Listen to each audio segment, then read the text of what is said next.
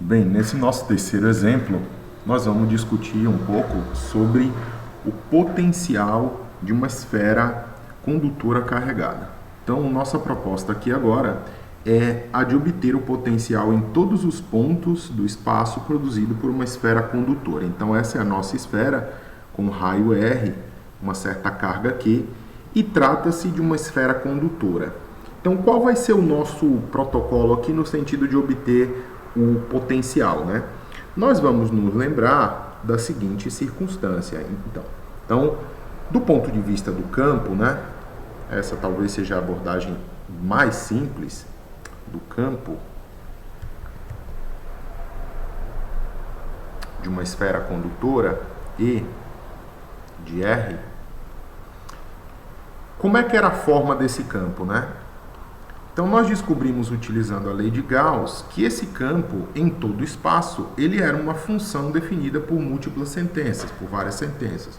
Então, para R menor do que Rzinho, é claro que nós estamos no interior dessa esfera, né, carregada, e nós descobrimos que, como as cargas se concentram na superfície de uma esfera condutora, esse campo ele é nulo para R menor do que Rzão. Ao passo que, no caso de uma carga Qzão, né, concentrada aqui, se nós tomarmos uma superfície esférica gaussiana, tendo em vista a simetria do problema, nós veremos rapidamente que esse campo é um campo do tipo carga pontiforme. Ou seja, o campo de uma esfera carregada, não é, como essa aqui, condutora, é um campo aproximadamente, né, de uma carga pontiforme. A gente sabe que existe uma distribuição aqui superficial de carga, mas a gente não está interessado nisso, porque para todos os princípios é como se isso fosse a grandes distâncias, ou a distâncias nem tão grandes, né, nas vizinhanças de R, fosse um campo de uma carga pontiforme. Então, para R maior ou igual ao próprio raio, então, esse é o campo. Então, visto isso, né, essa vai ser a nossa, digamos, nossa equação 1, então nós podemos calcular a equação 1, a partir da equação 1, a diferença de potencial entre dois pontos. Então vamos eleger aqui, por exemplo, né, um certo ponto A e um outro ponto mais distante, B, e nós sabemos como calcular a diferença de potencial entre VA e VB, simplesmente a partir daquele nosso protocolo anterior, que é o potencial em termos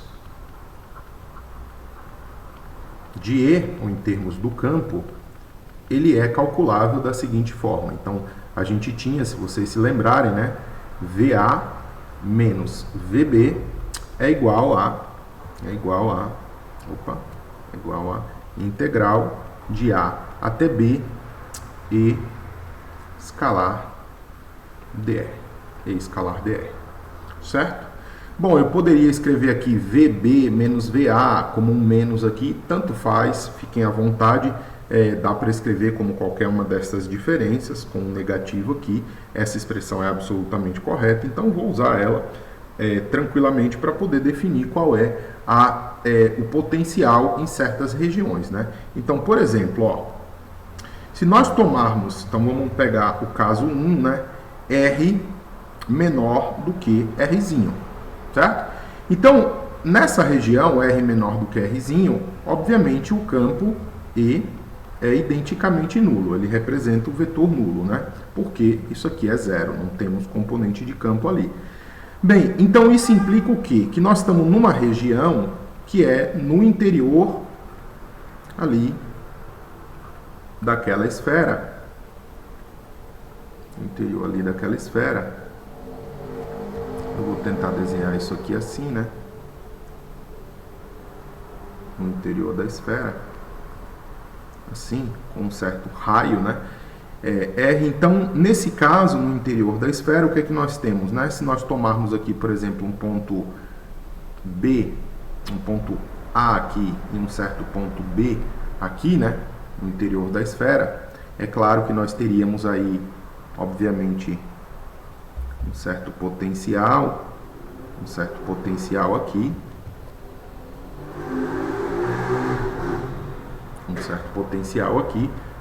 só ampliando um pouco o desenho. Isso aqui seria VB, esse aqui seria VA, então nós estamos dentro da esfera, e essa equação aqui, que é a chamada 2, né? 2, ela vai fornecer o quê? Então isso implica pela 2, e usando a 1 também, claro, que VA menos VB, VA menos VB é igual a 0. Simplesmente porque o campo é nulo. Então isso significa que VA é igual a VB. E o que isso significa? Significa que o potencial ele é constante, né? Então o potencial é constante ou uniforme, constante, ao longo do volume da esfera.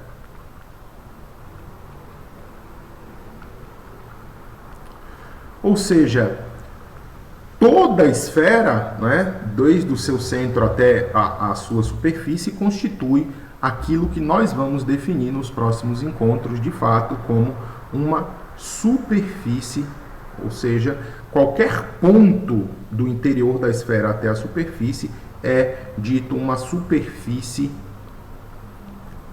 equi ou equipotencial. Equi não, porque não tem nem trema. Potencial. Equipotencial. Então, nesse caso, nós temos que o potencial ele é uma constante. Então, nós temos que tratar isso dessa forma, né? Se nós formos graficar depois, a gente vai fazer o gráfico disso aqui, a gente vai mostrar que o potencial em função de R é uma constante. Então, esse é o nosso ponto A, e nosso ponto 1, perdão. Nosso ponto 2 é calcular o potencial para a região maior ou igual a R. Nesse caso, o campo aqui faltou indicar, né, a direção do unitário R chapéu. Então, o campo ele é dirigido na direção radial, como a gente já sabe, e tem magnitude como uma função de R caindo com o inverso do quadrado da distância. Bem, se nós então considerarmos novamente a equação 2, então a equação 2 e a equação 1, né, o que tiramos dali? Tiramos que VA menos VB é igual à integral de 1 sobre 4π epsilon 0 Q sobre R ao quadrado na direção do unitário, elemento dr entre os pontos A e B.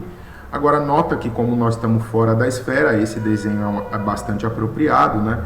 Você deve lembrar que para ir de A até B a gente segue uma certa trajetória. Essa foi a descrição que nós utilizamos até aqui em termos do trabalho. É claro que a discussão toda agora dispensa qualquer conclusão ou qualquer avaliação sobre o trabalho para levar a partícula daqui até aqui, porque nós simplesmente queremos dizer qual é a diferença de potencial ou qual é o potencial entre A e B, certo?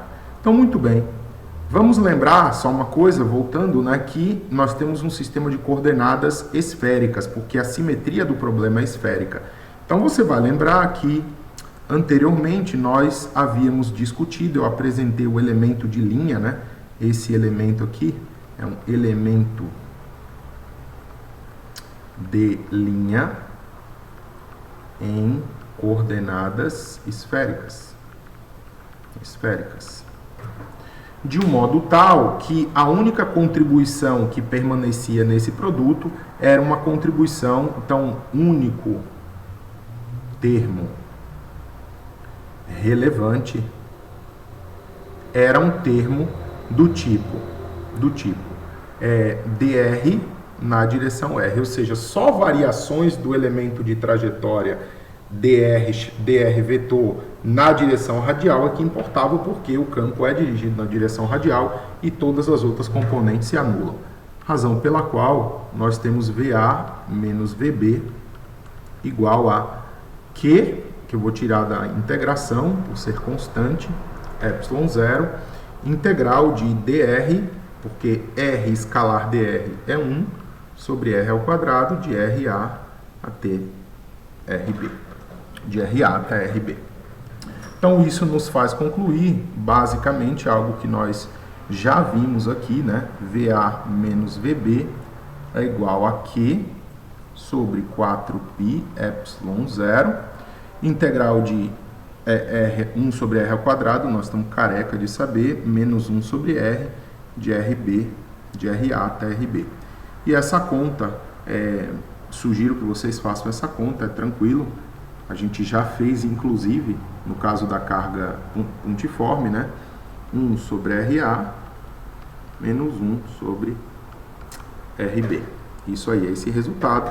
Então, significa que o potencial em A é Q sobre 4πε0, 1 sobre RA, e o potencial em B é Q, esse produto aqui, né? Q dividido por 4πε0 vezes 1 sobre RB.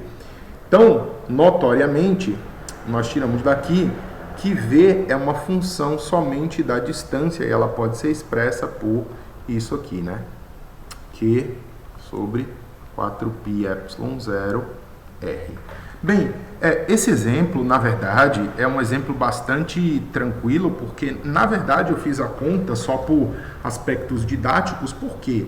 Porque nós vimos de maneira qualitativa que como o campo aqui fora, pela lei de Gauss, se comporta como o campo de uma partícula pontiforme de carga Q na origem, o potencial também deveria ser o potencial aqui fora, o mesmo que o potencial de uma partícula pontiforme, tá certo? Mas como nós temos uma superfície aqui, tá certo? Esférica, né?